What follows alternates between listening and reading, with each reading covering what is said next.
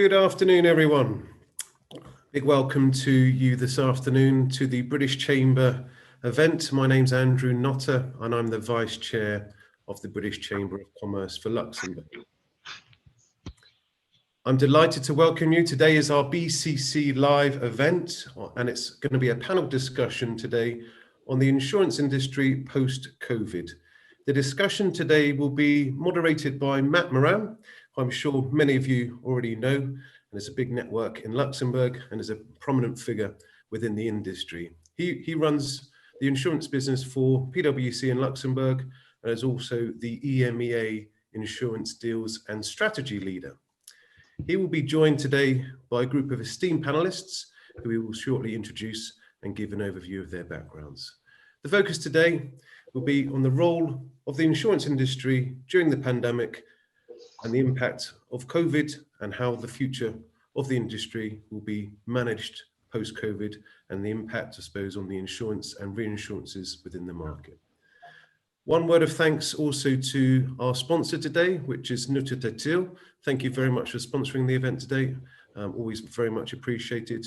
And one final point before I hand over to Matt, with regards to questions, please do use the Q&A button at the bottom, and Matt and the team here today will, I'm sure, do their very best to answer any questions or queries that may come up during the discussion today. Without further ado, I'll pass you over to Matt, who will introduce the panelists and enjoy the event. Thanks very much. Well, what a start, can I say? Just as soon as I was joining, my internet connection dropped. How about that? Apologies to everyone. Andrew, thank you very much for your kind introduction, and thank you to Becca and team at the BCC for allowing us the opportunity here to talk about insurance in the post-COVID world, and also to our sponsors, as you mentioned, NautaDutilh, for making this event happen. And as Andrew said, we are joined by a really fantastic group of panelists. Firstly, if I may start with Annick Felten.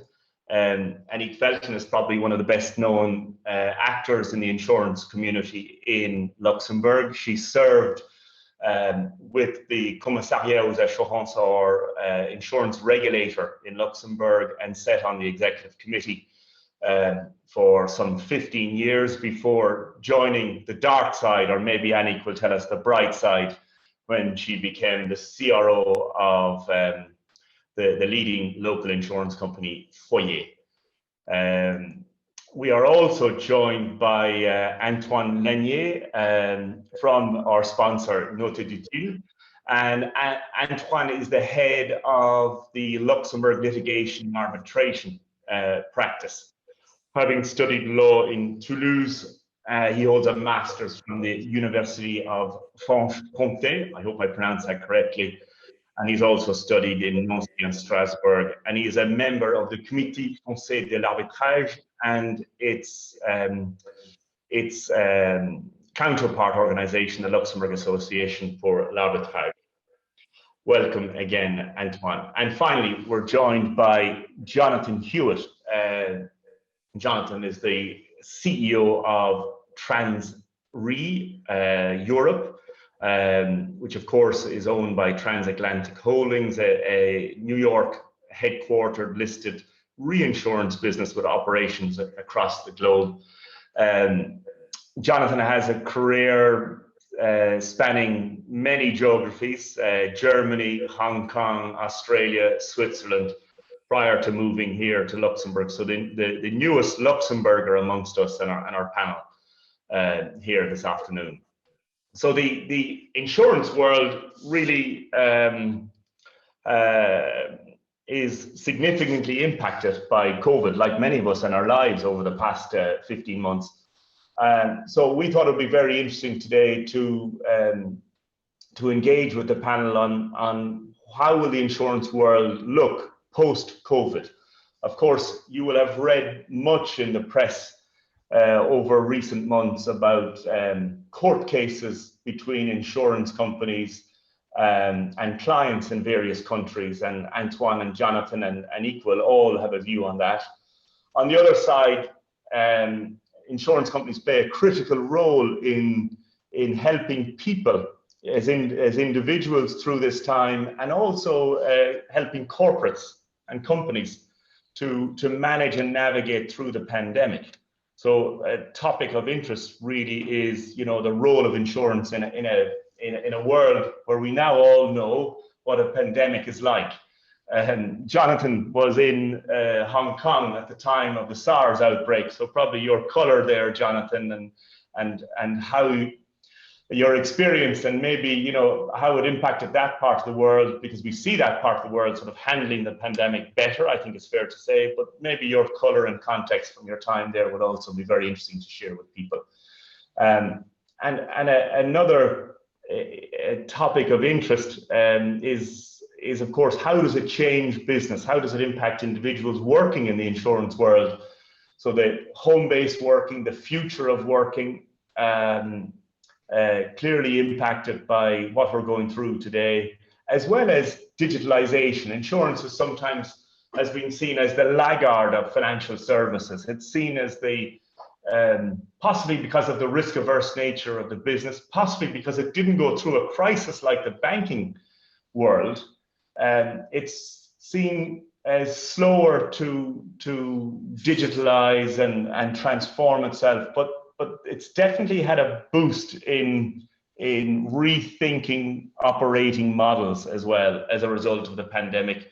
Still 80% of all insurance sold today in the world is sold offline. So for the financial services sector, that's still a huge proportion that's in face-to-face or, you know, pure relationship sold business. So there are some of the topics we will cover, and delighted to have your interaction throughout. Please feel free to drop a question on the Q&A, as Becca said. Maybe Jonathan, just to kick us off, you're from TransRe, which is, you know, very well known in the insurance world, a major reinsurer. Just for the benefit of everyone, you might give us a little bit of color around the reinsurance world versus the insurance world. Sure, thanks. So yeah, we're a reinsurance company. That means our clients are exclusively... Can everyone hear Jonathan? Yes. Yeah. So our clients are exclusively insurance companies. We don't deal with insurance consumers or industrial insurance buyers. And the idea of reinsurance is that we take risk from insurance companies. So we're kind of a wholesale provider of risk transfer, allowing insurance companies to spread their risk, to even out their earnings,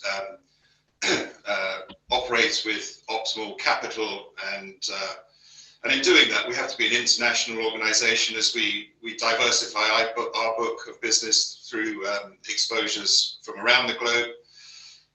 We get involved in large exposures, large liabilities, natural catastrophes, and that kind of thing. And if you want a non-insurance analogy, it's a little bit like a bookie laying off his bets.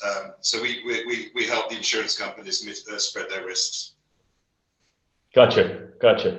And Jonathan, maybe just for the benefit of everyone here as well, you moved, TransRe moved or created an entity here to serve the EU market.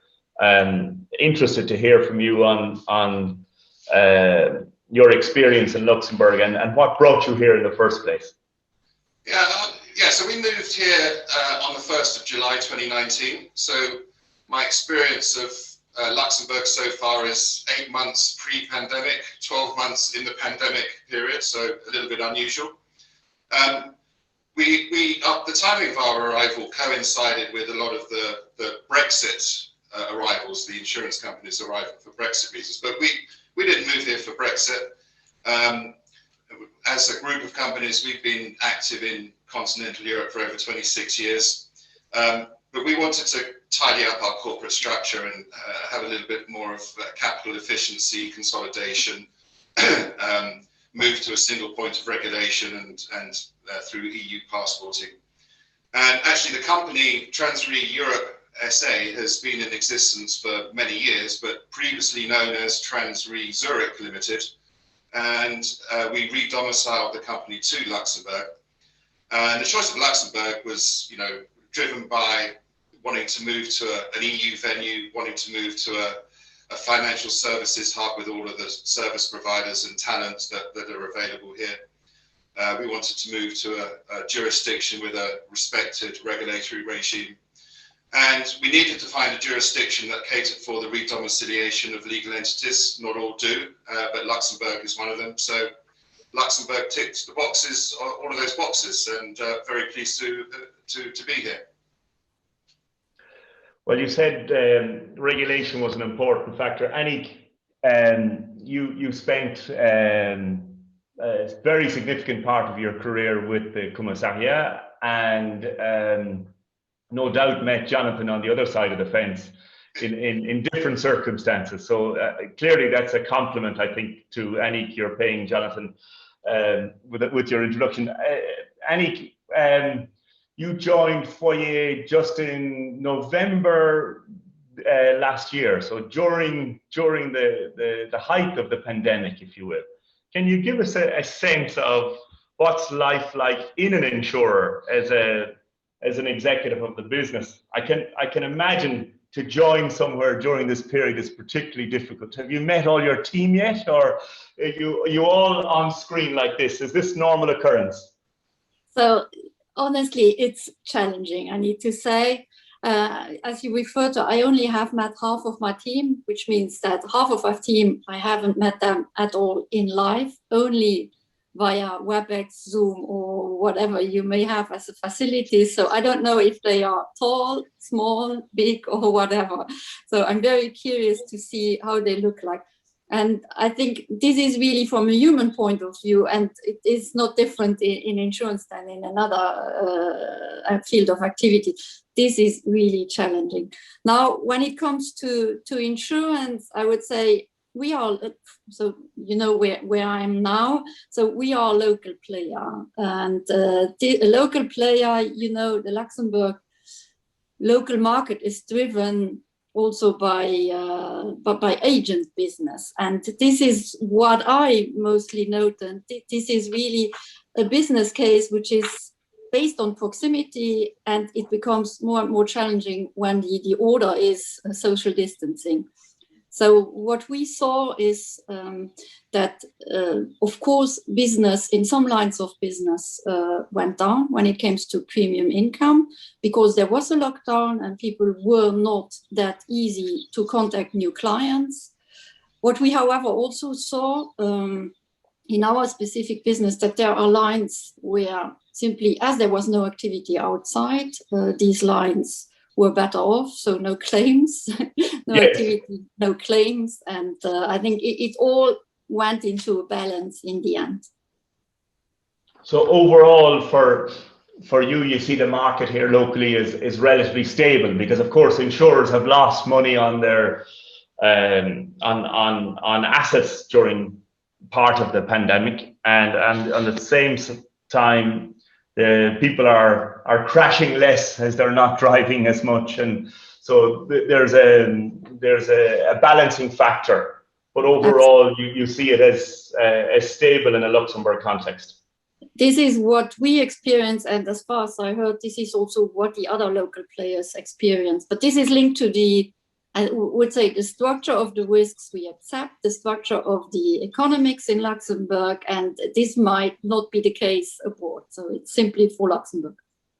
Yeah, because it has been, I would say, a relatively quiet and uncontroversial time for the sector here. Whereas Antoine, if you look at other neighboring countries, we've actually seen quite a lot of litigation taking place amongst the industry and clients of the industry. Yes, indeed, Matt. Yeah. First of all, everyone knows that the speed of justice is a bit slower. There's always a delay between the cases and the time decision comes. We haven't seen so many cases here in Luxembourg related to insurance. I think most of the cases in our neighboring countries are related to business interruption coverage.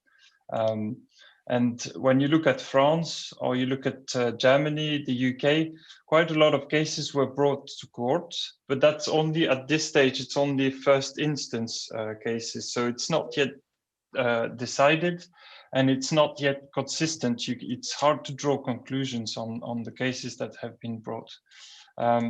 In France, for example, many cases were brought in relation to the forced closure, lockdowns, and we can see that there's a trend on the insured parties side. So the consumers are more favored by French jurisdiction, and we've seen quite a lot of cases where coverage was due as a result of first instance decisions. So decisions in favor of consumers. But of course, it remains very case specific, and it depends on which provisions are in the agreement. On this, I just have a statistic that I would like to share with you. According to a study in France, which is relatively similar to Luxembourg market, it seems that most of the insurance agreements related to business interruption coverage are not covering business interruptions that would be related to COVID-19, and there's no discussion around this. There's another fraction, very small, 2%, 2.5%, which would cover, without discussion, the business interruption resulting from COVID-19. And that remains, it remains like 4% that are to be brought in court. So that's what we're talking about. It's not much. It's very small, yeah. Yeah, it's very small. It's very case specific. So yeah, it goes in all directions. And the same applies for our neighboring countries. I'll maybe come to that later, but the general idea is that you have a small fraction of cases that are brought in court, and it's still early stages. We need to wait a bit more to see final and a definitive case law that would go in a direction or another. And Antoine, in the UK, you have seen it go all the way to the Supreme Court. Yeah. Where the UK voted in or where the court came out in favour of consumers ultimately.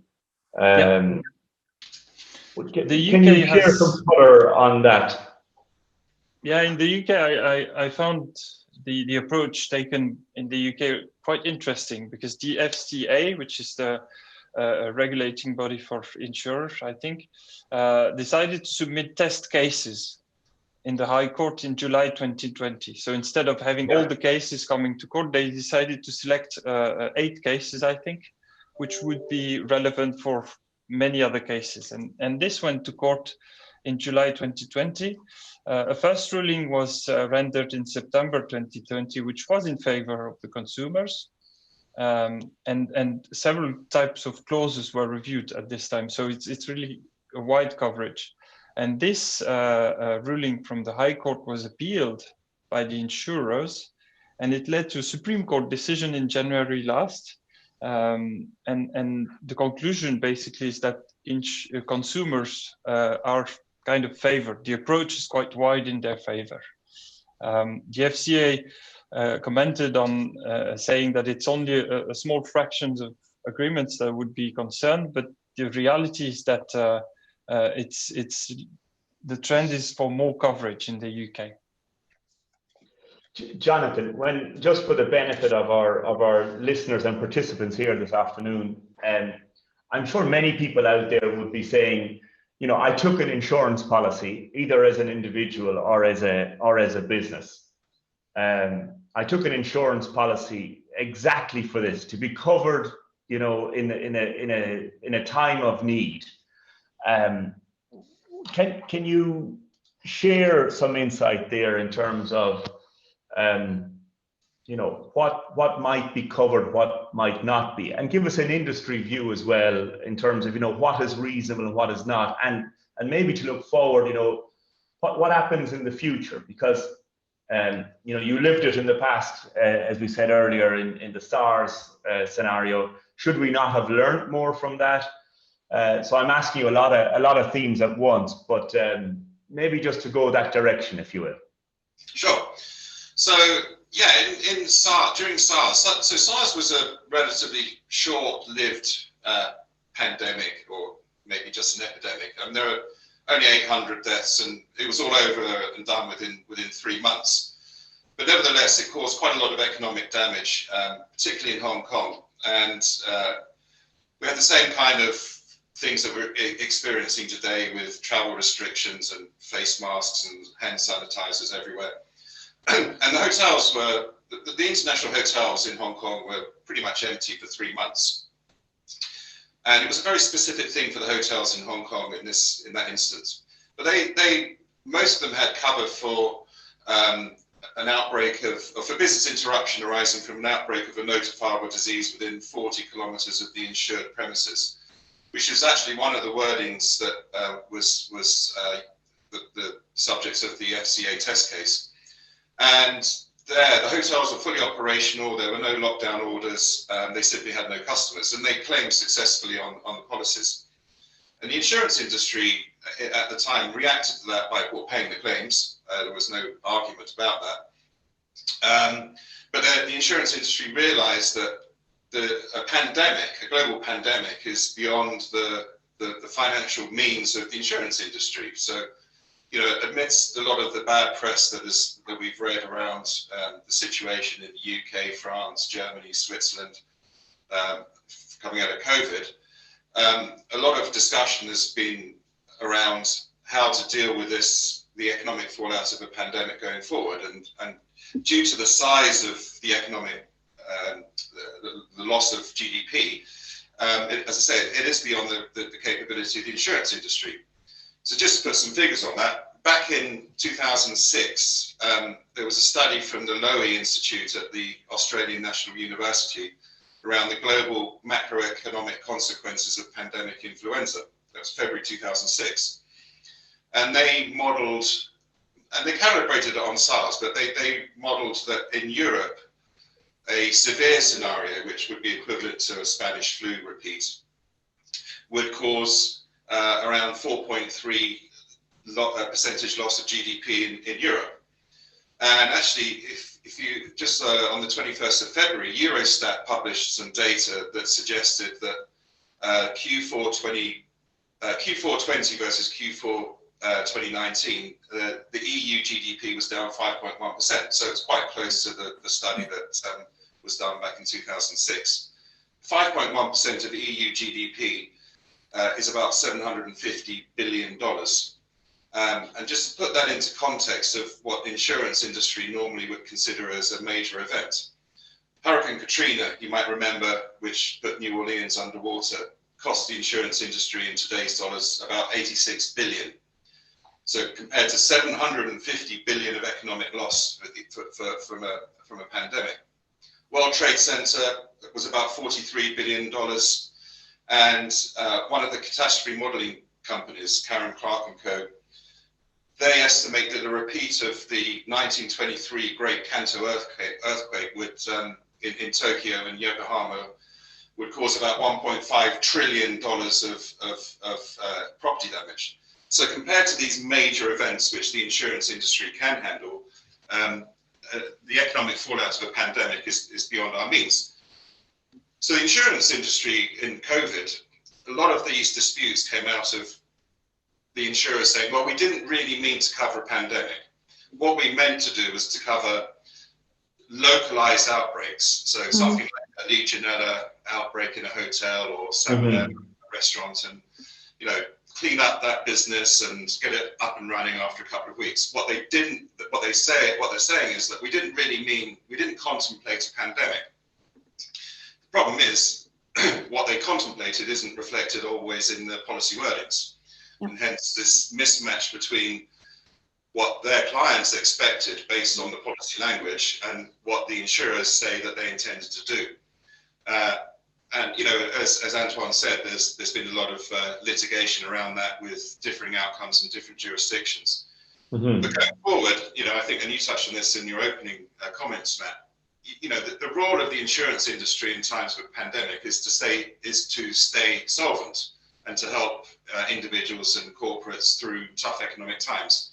You know, it's the responsibility of the industry not to put itself at the risk of financial ruin. So in a public-private partnership, I think the insurance industry can help supply the infrastructure to whatever financial solution is put into place to cater for this kind of scenario. But really, the money's got to come from the governments. So I think the insurance industry can provide the infrastructure, but the bulk of the funding has to be ultimately governments and taxpayers. Yeah, and we've seen that, in fact, in the UK with what was called flood re, after the issues that arose in the UK with flooding and huge economic loss, that a public-private partnership, as you say, between government and the insurers came together to manage exactly that and help people through that risk, but also help people provide ensure that there was coverage available because of what's called this insurance gap that was uncovered risk that was there before. Yeah. The things that happen with terrorism and anything that really would create huge financial damage often goes into this kind of situations. We have a similar thing with nuclear power generation, mechanisms to cater for that kind of exposure. Yeah.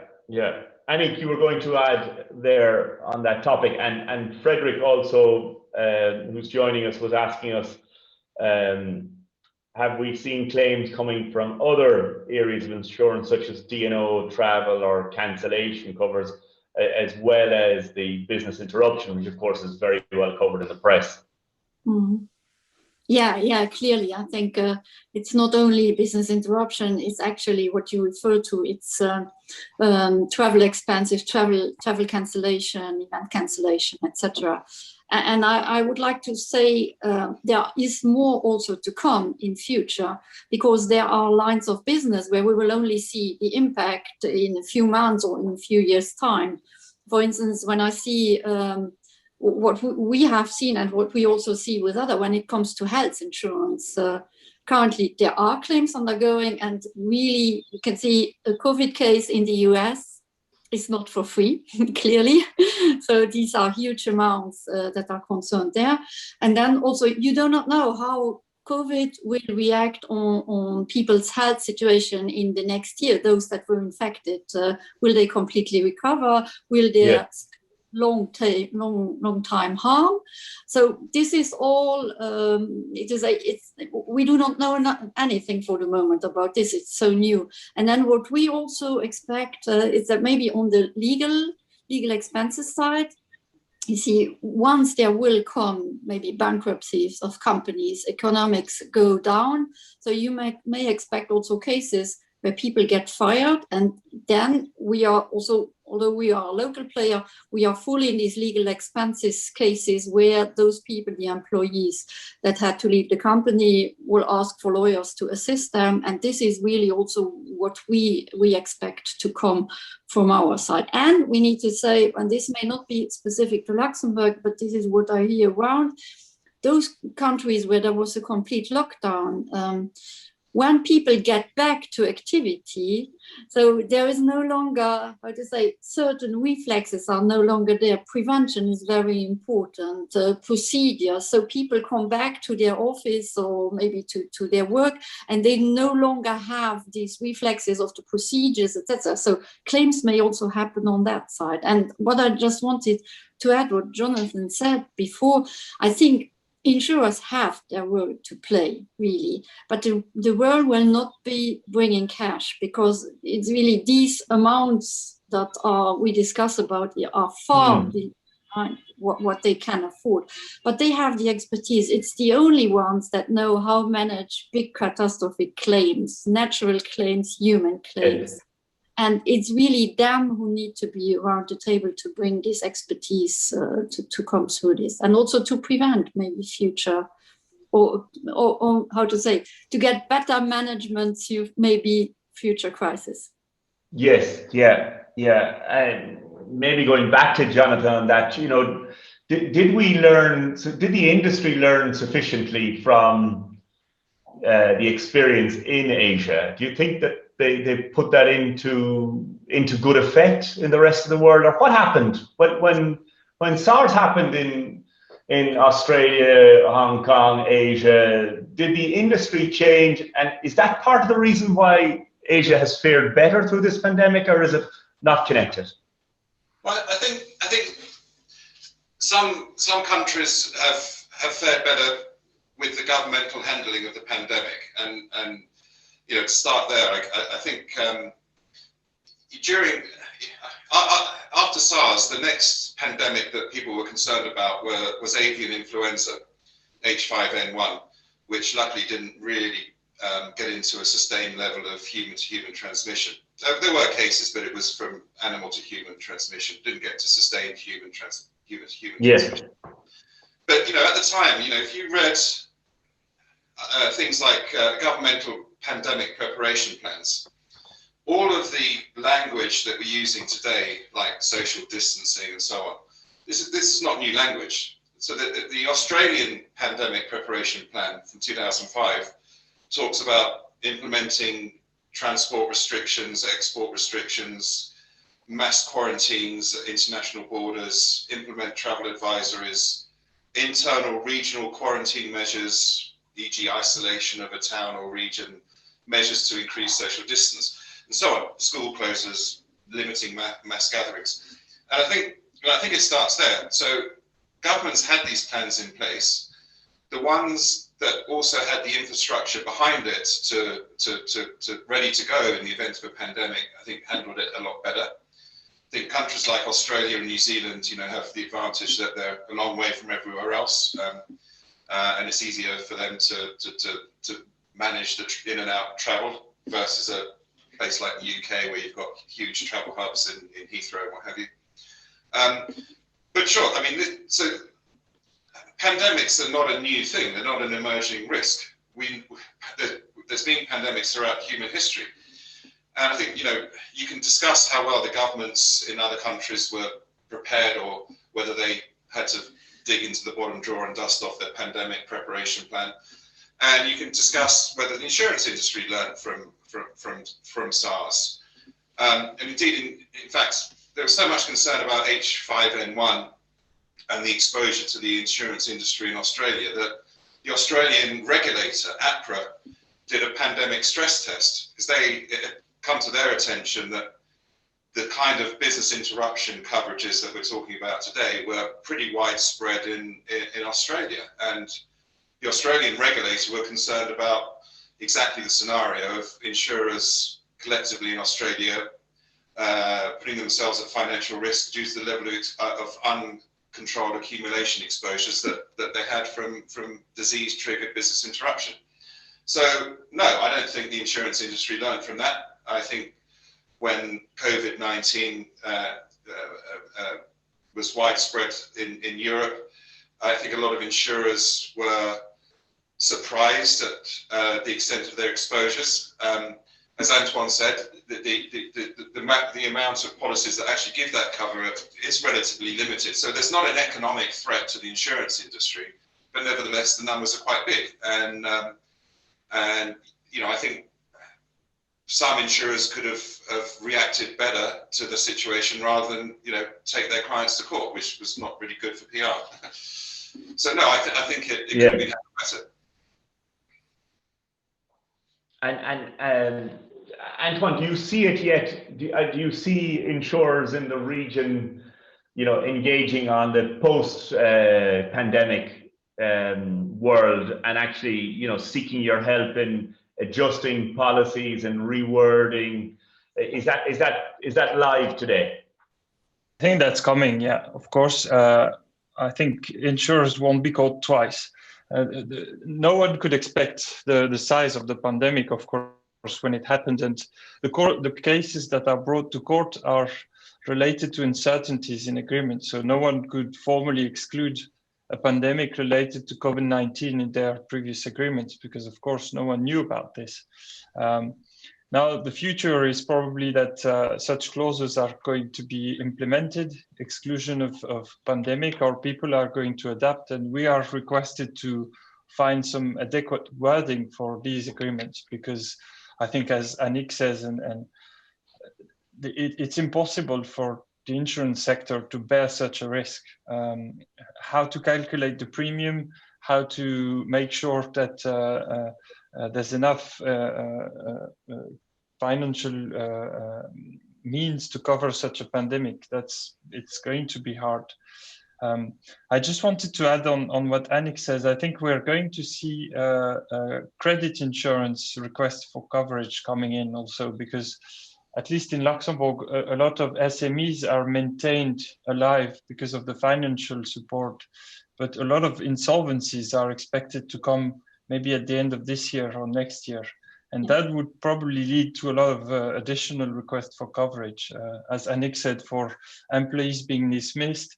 And yeah, of course, insolvencies are triggering a lot of exposure for insurers. So that's yet to come. I mean, this is Yes. an area also which should be kept in mind. Yeah.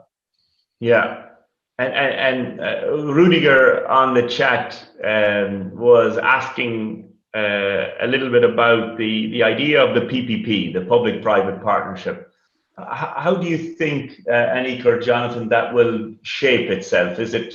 Will it be at a European level? Will it be at national level? Or, you know, we saw a huge change, obviously, post the banking crisis in terms of, you know, the regulation and management of banks on an EU level. What do you think will happen in terms of, you know, preparedness for the next potential issue, should that ever arise? Do you see the EU taking a hand in that, or will it be national solutions?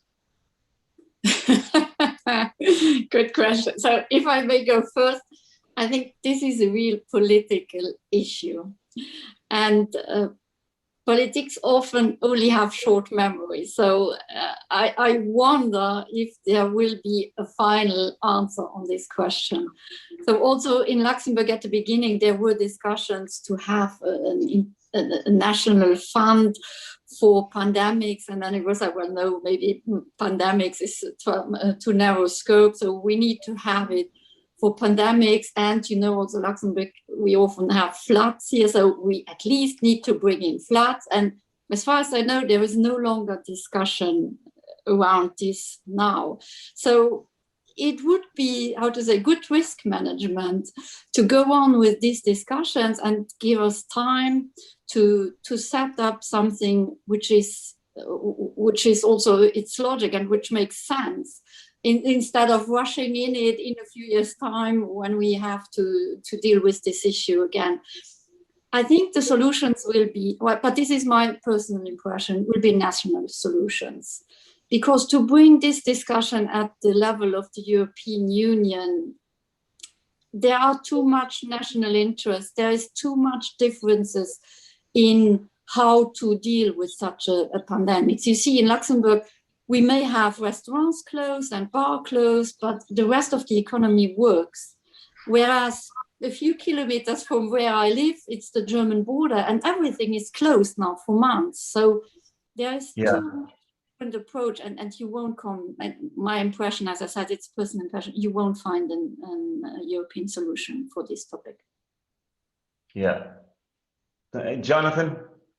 No, I agree. And I mean, a slightly political comment, I guess, would be that the handling of the vaccine at the European level probably won't encourage EU-wide solutions either. Yes, yeah, I think we're all in agreement on that. In fact, we came out with our 24th PwC Global Insurance, Global CEO survey, but also a very significant input from the insurance sector, and that is a key point.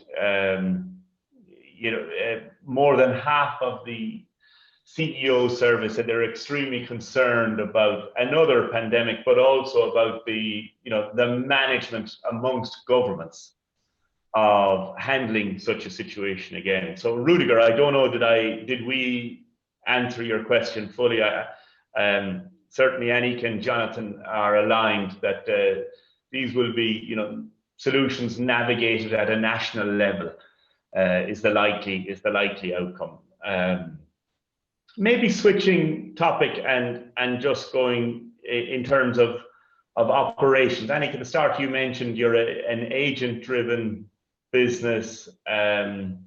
So that's one part, you know, so therefore a face-to-face seller of insurance through the agent, in effect. As you look forward, do you think that model will adjust either with the agent or how will it affect operations in the business? And how are you discussing in Foyer today, without saying anything confidential, but how is it shaping the thinking of the future operating model of the business? Mm-hmm. No, clearly, but I think it is not only due to COVID that the model needs to be resolved. I don't know if it will change in the end, but at least we need to think about what are the alternatives. As you said, the Luxembourg market is really agent-driven, and there are, I think, around 7,000 or 8,000 agents in this small country. So it's because the country is based on proximity. So it's a small country, you have many agents, and everyone has a friend who is an agent. So it's all how it works. We were grown up like this, but the country is changing a lot. And I was discussing with Jonathan, he said, well, it's an expensive insurance model, but of course you have a lot of service that is offered. And this is really the two elements, which is we now need to understand if those people coming in the country and also due to Brexit and to other evolutions, there are several thousand every year that move in. If those people still have the same needs and also the same requirements and the same affinities to this model, or if they look for something completely different. But we must really not forget that it's these agents that allowed us to stay connected to the client base. Good point, very good point. Yeah. You cannot simply say, well, we switch this channel off. We now need to find new models how to get on board also the newcomers in the country, and then maybe find a different role or at a later stage of the agents in all this setup. But clearly, I think Luxembourg will not do, the local insurers will not do without agents. Yeah. It's culturally an agent-driven market. It's a community market, as you say, very close to people, and a market known for, I suppose many of us would say, and interesting if there's any comment from our people, a market that's known to be expensive, but quid pro quo, very good service. So there's that's a special part of the Lux market that I noticed when I came here first. I think, Jonathan, you said it as well when we discussed it recently. Yeah. Antoine, how do you see one of the unique things of Luxembourg as well is the big cross-border worker element here? Do you see us continuing to be significantly home-based working? How is Luxembourg going to manage that, given such a high proportion of people traveling across border? Are we going to find tax solutions that make that feasible? I know I slip outside of the theme of our discussion, but it's very relevant, of course, for any business in Luxembourg. What do you think is the future going to entail? I think there's a limit to home working. What we see at the office is that people are willing to come back to the office at least a couple of days a week. Mm-hmm. While we could really work from a distance, basically, we don't really need to be here because it's all emails and virtual means of communication. But still, people are coming back. In the office, it's not compulsory to be at work. So we just said, well, if you're more comfortable working home, then feel free to do so. And that's the way we presented things. But we see with time running, people are coming back to work. They need to see each other from a distance. And in the end, I think it makes things easier for work also to share discussion, to discuss on cases. And on a personal level, I have to go to court at some point also to plead cases. The judicial system in Luxembourg really improved in the sense that it made sure that it's only when necessary that you have to attend a hearing. But I feel it's still important to plead a case in person, to be seeing the judges and to exchange with your opponent face to face. So in my view, there's a limit to this. Beyond the tax, also discussion and the issues that could arise if everyone was away for a long time. I think people need to see each other, and we see it in our business. Yeah. Yes. Yeah. Exactly. Have you had the same experience as we saw in the US recently, where the defendant joined with a picture of the cat? I don't know if you've seen that case, but not yet. But the defendant's daughter had used the TikTok beforehand, and then had their face image adjusted, and but the judge, I have to say, in what part of the US I can't recall, but the judge was very understanding. Interesting for many of our audience in terms of, to share on the Q&A, what is your view of, the future of the home-based model? We've certainly seen a big impact in some other countries. We've seen, a number of large companies come out recently saying they're readjusting their real estate footprint globally, it will certainly have lasting impacts. I don't know, Jonathan, in your business in the insurance side, are you seeing clients adjusting or changing their real estate strategy going forward, and how does that flow into the insurance world? Yeah, well, I think we and I think many of our customers, insurance companies, are having the same discussions around, what is our future office space? Is working from home going to be a much more commonplace thing going forward? And I think certainly it is, but I do agree with Antoine. I think a lot of people are desperate to get back into the offices for social contact reasons, and even if I think we're certainly going to be a lot more flexible on working from home. It's shown that it works. It works well in the insurance companies as well as the reinsurers. So in insurance companies, they have, I would say, a more of a challenge, having to deal with thousands of policies where we handle a relatively small number of reinsurance contracts. Will it change our office footprint? I don't know. I mean, if we halve the number of desks, and if we had 50% of the number of desks we do employees, hot desking and pandemics don't really go hand in hand. So there's a lot of things to think about. I mean, the tax, especially for cross-border, I mean, the tax questions are not insignificant. Aside from the personal income tax, do we suddenly create dozens of permanent establishments in other tax jurisdictions? But certainly a lot more flexibility going forward. And I think the real estate question is an interesting one. I mean, it touches on the effect on the asset side of the balance sheet for insurers and reinsurers. And obviously, yes, the side of the balance sheet is a very important thing for insurers and reinsurers. With town centres emptying out and shops closing and a lot more online shopping and potentially a lot of commercial office space not being utilised as much, for people with heavy investments into commercial property, is there going to be an impact there? And just whilst we're on the asset side, one thing I was going to mention earlier on, I think early on in the pandemic, asset valuations took a bit of a hit, but have largely recovered now. So insurers and reinsurance balance sheets are not not suffering overly from on the asset side. Yes.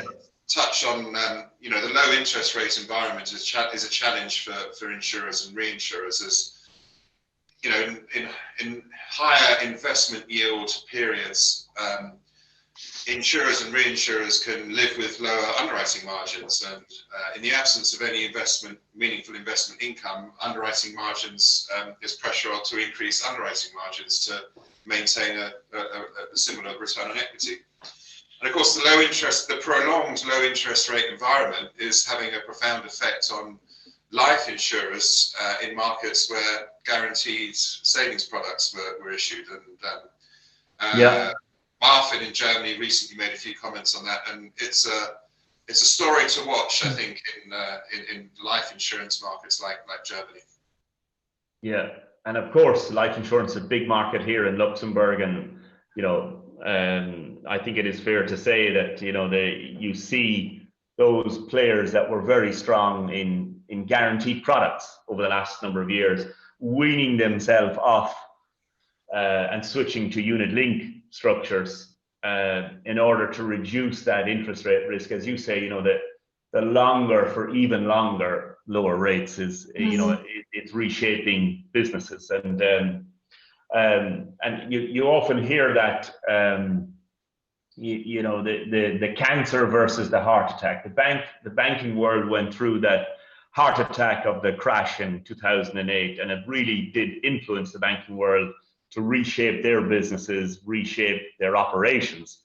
The insurance industry, on the other hand, has suffered, you know, more slowly these prolonged low interest rates, where it's hard to make a return on your assets, and therefore that is, you know, changing over time the level of fixed rate solutions that are out there, and of course that has an impact on society. It has an impact on pension coverage, and, you know, it means that, you know, governments possibly will have to play a greater hand over time in managing that. How do you see that evolve, Annick?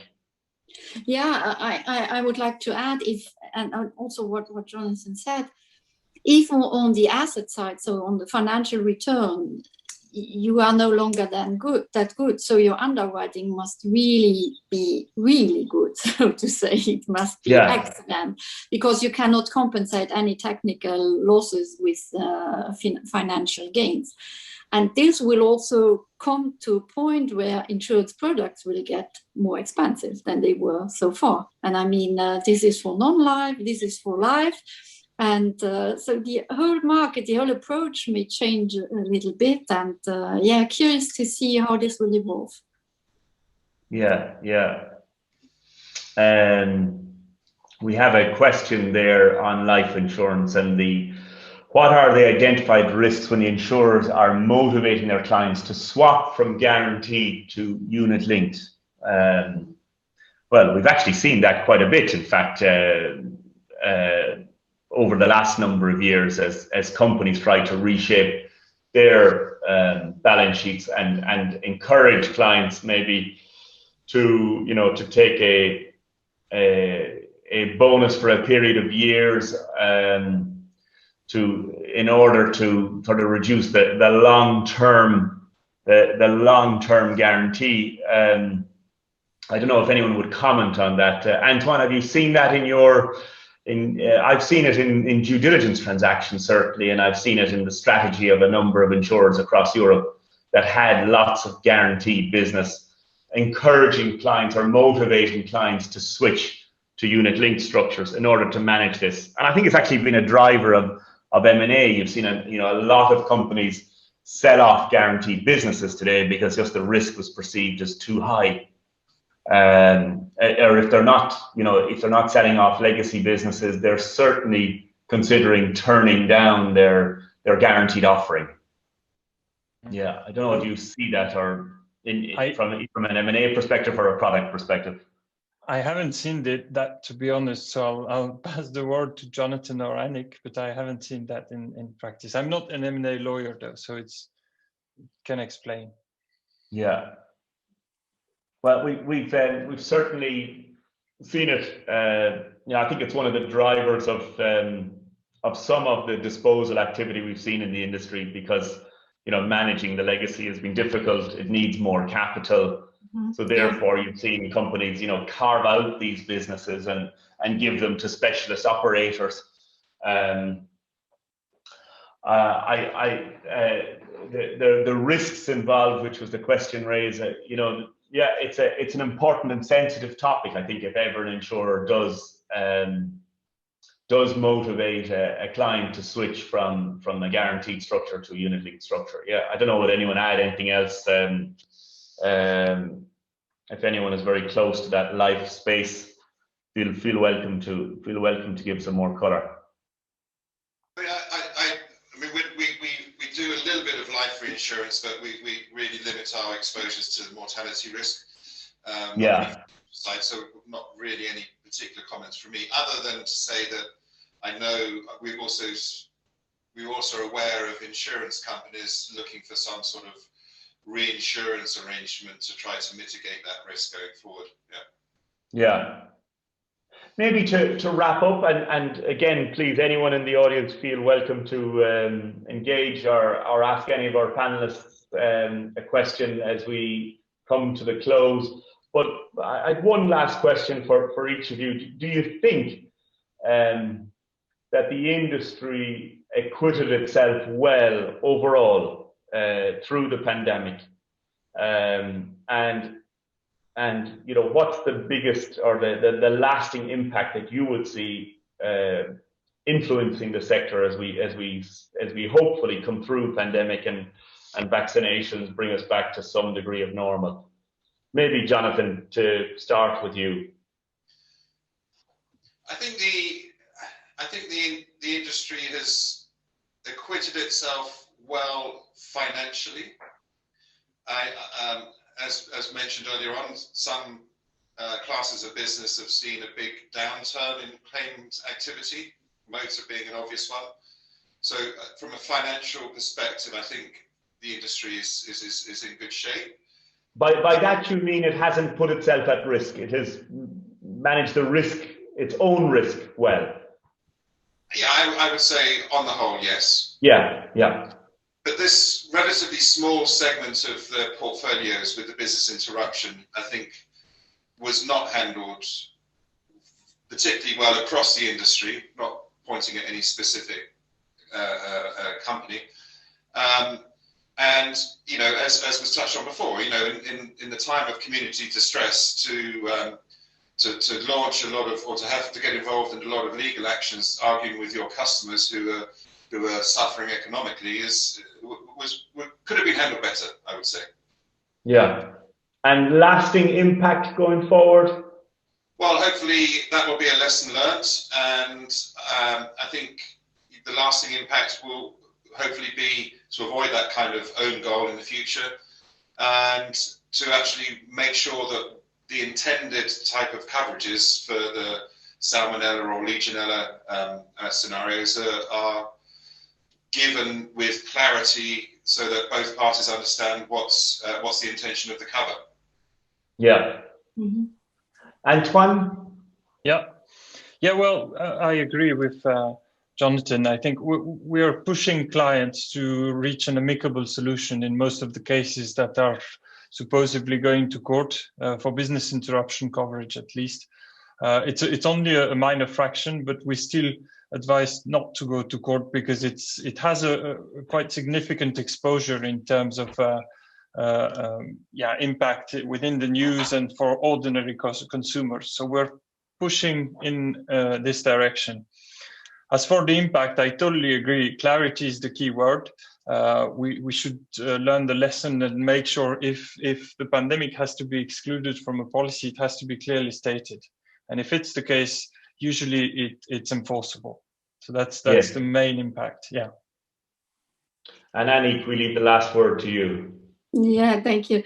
Yeah, I think this pandemic took the insurance world out of its comfort zone. So if you see what happens, especially to the large reinsurers, so in the past, their most extreme events were always hurricanes, and the hurricane season was every year. So it became kind of a, they were in kind of a comfort zone. Now it's really different. And I think we all we have to now to do our homework.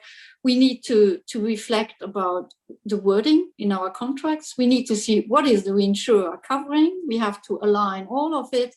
And especially we need to think, or we need to reflect more about new risks. We all know that, especially again to the big reinsurers, they were all ahead of new risks and emerging risks. And when it comes especially to a local insurer, I have the impression that this was all far away from our small local market. And when I came to Foyer, everyone said to me, yeah, your predecessor, he was boring us about pandemic risk, and now we are full in it. So this is, yes. And I think we all were out of our comfort zone, and this sometimes needs to happen to bring new ideas. Yes, yeah. You remind me, and thank you for those who noticed my friend Charlie the dog scraping the door, so I let him in because if you don't let him in, he persists, and he's particularly interested in insurance. He's listened to a lot of insurance discussions the last year here, I have to say. Victor, thank you for flagging, and Becca. Yes, yeah, very much the case. You remind me of a famous Irish economist called Robbie Kelleher, Annick, who was who predicted, what was the, you say? He predicted 6 of the last 2 downturns. You know, he kept saying there would be a downturn, and yes, you know, inevitably he's right. So your predecessor, you know, flagging that risk, I'm sure it was very easy for others around the table to put that to one side. But maybe he had that crystal ball, and I hope he left it in the drawer for you, so you have the benefit of it in your new role. Maybe to leave on a positive note, I did mention we came out with our global CEO survey. More than 5,000 CEOs around the world who responded to us. The survey was undertaken in February this year, and as a positive, you know, one of the questions we asked is, do you believe, Mr. CEO or Mrs. CEO, do you believe the global economic growth will improve, stay the same, or decline over the next 12 months? And I suppose reflective of the situation we've been through, but a whopping 76% said that they believe that the outlook economically was stronger. So 3 out of 4 CEOs believe that the next 12 months will be better. I don't know, would we say that as strongly in Luxembourg, because we have been fortunate. I think we've been less impacted, as Annick flagged. But there is a confidence out there amongst the business community globally, and you know, that's very important, because you know, we need strong economic activity to carry us through the coming 24 months, and strong economic activity as well to you know, replace the hand of government that's had to support so many people in such tough circumstances over the past 12 to 15 months. So with that, I'd like to say thank you to our panelists. It was really a pleasure to talk with you, Jonathan, Annick, and Antoine. Also to Antoine for you and NautaDutilh to sponsor us and get us set up today. I believe that in normal circumstances we would have taken a drink and some food off you. So we will mark that on the card. We'll get you for that again. Don't worry. And but big thank you as well to Andrew Notter, the Vice Chair of the BCC, to Becca and her team, just for bringing this together and allowing us to have such an interesting session with a really nice group of panelists. Thank you again. Andrew, over to you. Thanks very much, Matt. And also a big thank you to you. Really enjoyed that. And thanks also for your dog for joining us at the same time for the discussion this afternoon. It's always interesting. But thank you very much for a great discussion. Big thank you to repeat from Matt's comments there, to Annick, Jonathan and Antoine for your very interesting insights.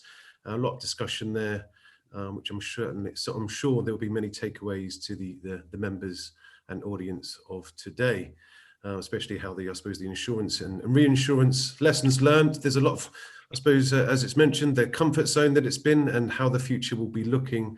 There's certainly going to be a lot of changes impacting everyone's lives, and certainly within the insurance sector by the sounds of it. Thank you once again to our sponsors, NautaDutilh, very much appreciated for your support and sponsorship. One final point I'd like to make out for anyone joining us today is for a note in your diaries. There will be a next BCC event, which will be on the 24th of March at 6 o'clock. That's a 2021 legal update on post-Brexit. So there's a lot of topical points that we discussed, continuing in the pandemic. What's next?